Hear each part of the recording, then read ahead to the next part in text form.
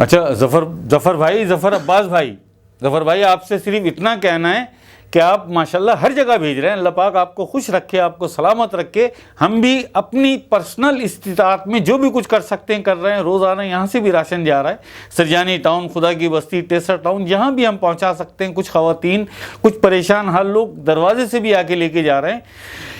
बस कहना आपसे ये कि 6000 मैसेज इन 16 दिनों में हमारे पास आए, लोगों के लिए राशन चाहिए उन्हें।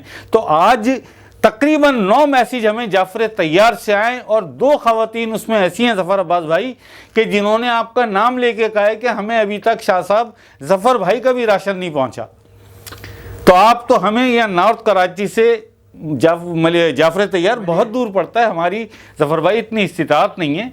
हम अपनी पर्सनल उसमें रह के सब कुछ कर रहे हैं। हमें अभी तक कहीं से कोई अतिया नहीं मिला, कोई फंड नहीं मिले, कुछ नहीं मिला।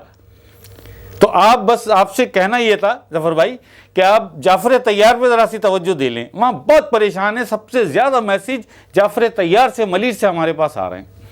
ये ज़रा ज़फ़र भाई आप देख लीजिएगा, ठीक है जी।